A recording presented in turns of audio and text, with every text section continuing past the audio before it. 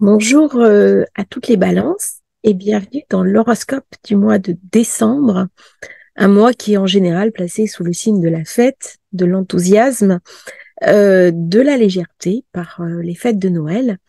Mais cette année, l'ambiance dans le ciel est un petit peu plus complexe qu'il n'y paraît.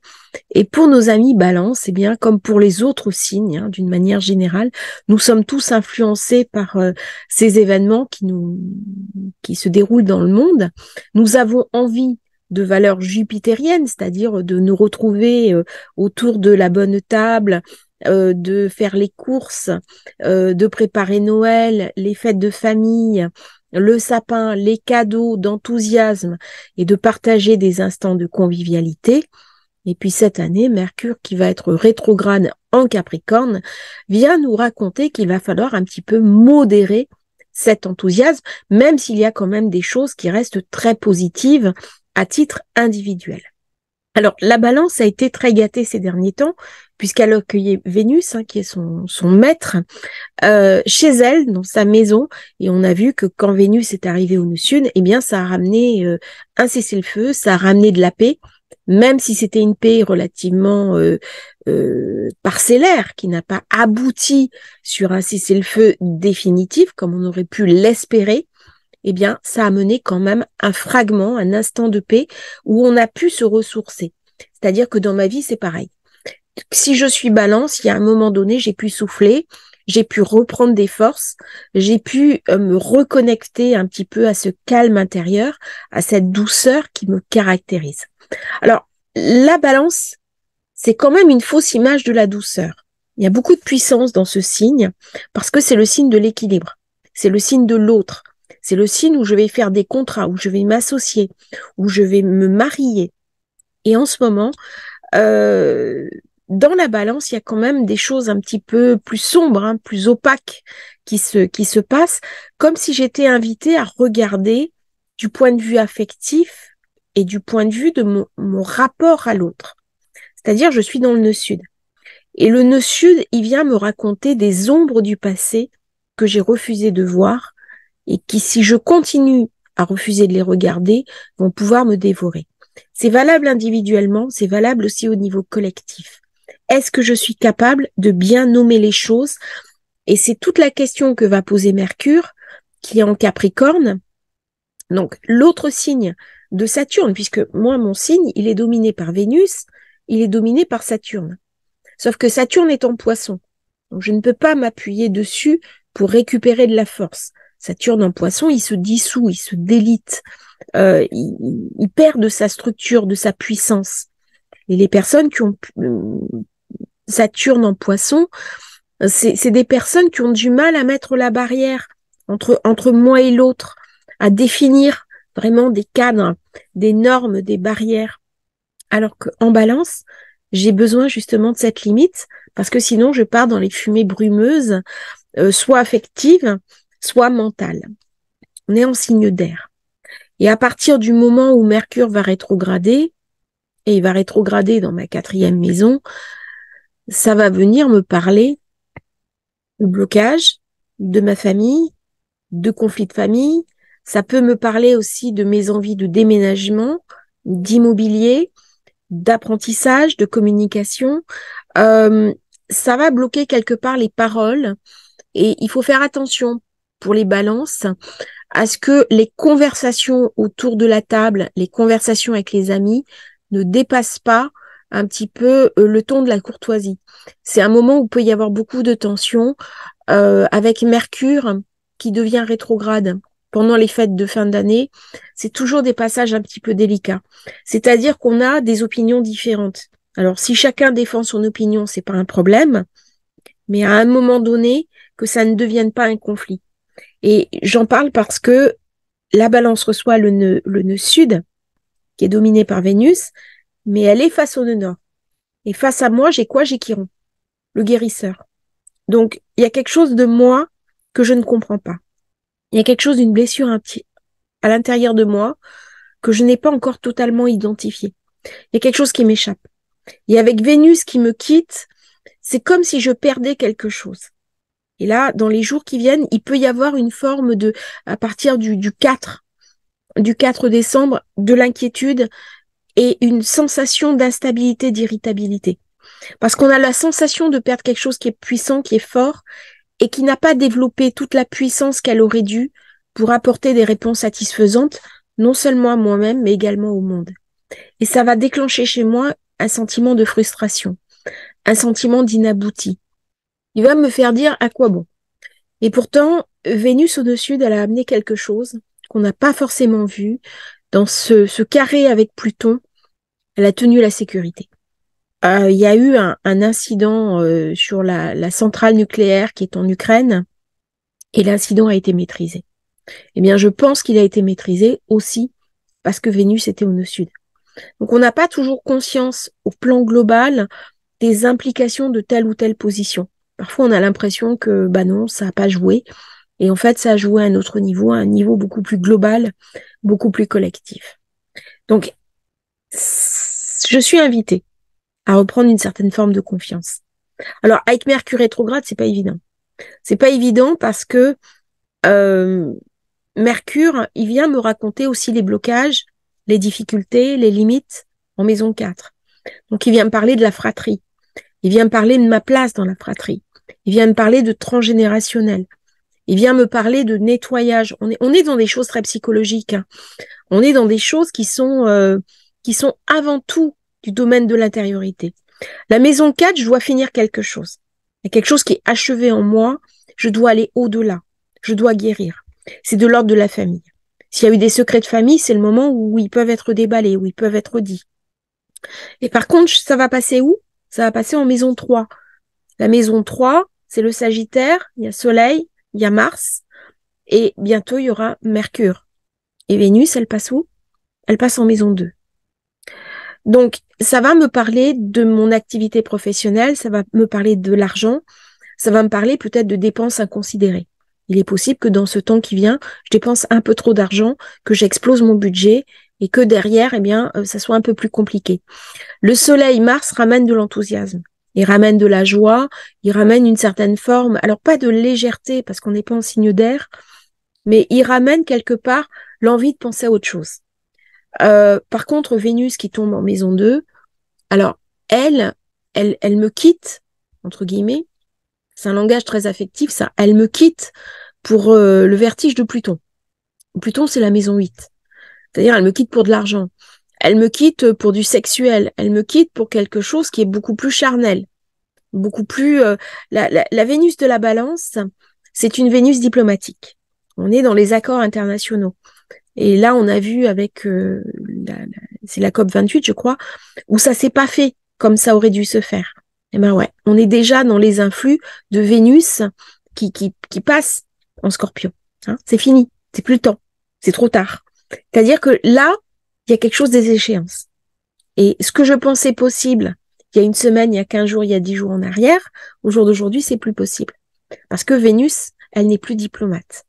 Elle est au contraire, elle va rentrer dans une logique beaucoup plus financière, beaucoup plus tournée vers la spéculation, vers la bourse, vers l'argent, vers comment je vais gagner mon argent. Par contre, dans un signe charnel, elle va me ramener aussi le désir de m'unir à l'autre. C'est une période où on peut avoir des aventures. C'est une période où charnellement, je peux voir augmenter mes besoins sensuels, sexuels aussi. Hein. C'est Vénus en Scorpion, elle vient me raconter la chair, mais une chair qui est de l'ordre d'une identité sexuelle. Alors, l'autre, c'est pas forcément masculin-féminin. Ça peut être aussi les couples homosexuels ou transidentitaires. Il y a pas de, c'est pas ça. C'est pas ça ce que vient raconter Vénus. Elle vient pas mettre une norme. Elle vient apporter une ouverture sur quelque chose qui m'est raconté là. Dans ce temps de décembre, j'ai envie de communiquer, j'ai envie de parler. C'est la 3e maison, j'ai envie d'écrire, j'ai envie de lire. Quelque chose de très intellectuel qui se met en place sur la Balance. Il y a quelque chose des papiers. On peut envoyer des mails, on peut toucher du papier. La 3e maison, c'est aussi le voyage. Ce sont aussi les petits week-ends. Ce sont les transports. Donc, ça va mettre tout ça en avant. Avec Mercure rétrograde, on peut tomber en panne de voiture, par exemple, ou avoir des petits blocages. je peux avoir envie de marcher dans la forêt. Hein. Euh, Par contre, attention à ne pas, comment dirais-je, de dépasser la vitesse. Parce que Mercure qui rétrograde, Soleil-Mars, troisième maison, ben, avec Mars, il faut toujours être un petit peu prudent, hein, lorsqu'on veut se déplacer.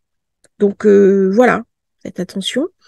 Alors c'est le moment aussi où on va avoir des échanges avec ses frères et sœurs. Il y a avec ses voisins. C'est le moment aussi où on peut, si on travaille par exemple sur les réseaux sociaux, on aura plus de communication. Tout ça va se mettre en route un petit peu différemment. On peut faire la promotion d'idées. On va faire du réseautage. On va s'intéresser aux événements sociaux. Il va y avoir de la communication. Mais attention parce que Vénus-Mars, Vénus-Mars, Mercure, ça peut nous donner aussi une forme d'insatisfaction et un peu d'irritabilité. Alors Mercure, il va rétrograder dans la troisième maison. Il va quitter la quatrième maison pour revenir dans la troisième. Et là, ça va vous être favorable. Parce que la troisième maison, c'est Mercure, signe d'air. Ok, moi, je suis Vénus, mais je suis en signe d'air. Mercure, c'est le Gémeaux. Et donc, il va me redonner un petit peu cette légèreté qui me manquait. Mercure en Capricorne, il m'oblige à regarder les réalités en face. Saturne, je connais, je maîtrise. Mais quelque part, ce Mercure en Capricorne, il est un peu trop dense pour moi. J'ai besoin de hauteur. J'ai besoin d'élévation. Et là, il me ramène vers quelque chose de trop pragmatique. C'est-à-dire dans la quatrième maison, la famille, l'immobilier, ok. Mais j'ai envie un petit peu de légèreté. Et là, c'est pas certain que je puisse l'avoir comme je voudrais. Donc, attention à bien maintenir son attention, sa concentration. On peut être amené à contrôler un petit peu son mental, notamment si on a tendance au TDA et à l'hyperactivité cognitive. Hein. On peut aussi se déplacer, partir en week-end, démarrer une activité comme une formation, se réorienter. Et vraiment, on peut parler aussi de, comment dirais-je, de trouver des accords différents en famille. Et toutes ces énergies planétaires, elles vont avoir un impact sur votre corps, hein, sur votre entreprise, si vous avez une entreprise, sur vos affaires.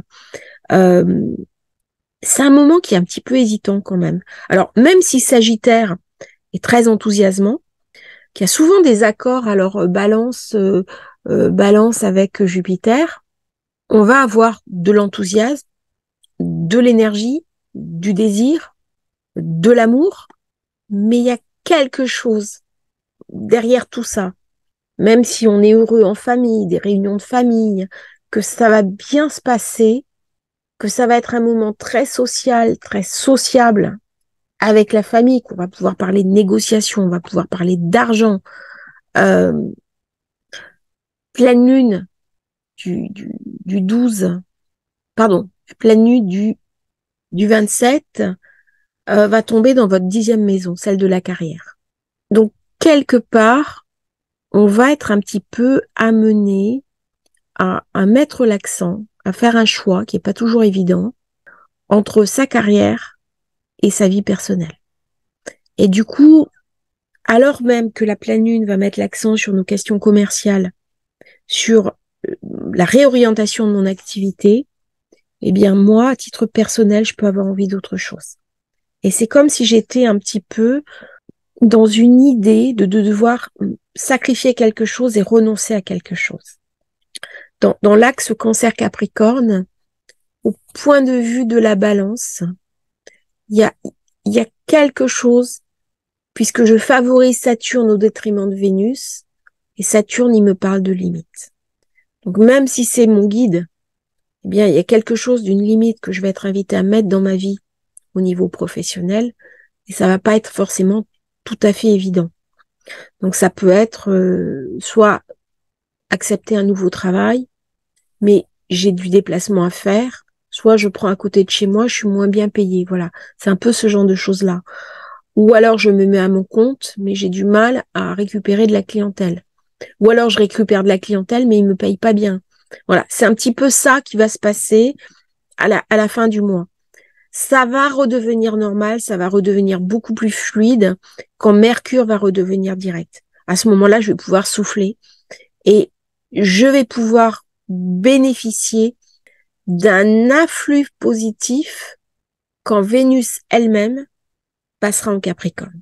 Là, il y a quelque chose qui va s'apaiser pour moi. D'ici là, je vais être un petit peu dans l'expectative. Hein, ça ne veut pas dire que je vais passer des mauvaises fêtes de fin d'année. C'est pas du tout ça. Prenez des vacances, prenez quelques jours pour vous détendre. Acceptez cet état qui peut être un petit peu anxieux, comme beaucoup de signes avec la rétrogradation de Mercure. Quand ça arrive aux périodes de fête, c'est jamais très positif. C'est un peu lourd à vivre parce qu'on a envie de complètement autre chose. Mais pour vous, pour ce qui vous concerne, dès que Vénus va arriver en Capricorne, elle va ramener de la stabilité et elle va ramener surtout de la rassurance, ce dont vous avez fondamentalement besoin en cette période un petit peu secouante. Dernier point avant de se quitter, je voulais signaler le 24 degrés en Balance, qui est un degré particulier. Donc pour les personnes qui ont Soleil, qui ont la Lune sur le 24 degrés en Balance, eh bien soyez un petit peu vigilants dans les temps qui viennent. Je vous remercie à vous. À bientôt et merci pour votre confiance. N'hésitez pas à liker, à vous abonner à la chaîne et à bientôt sur Astrologie Facile.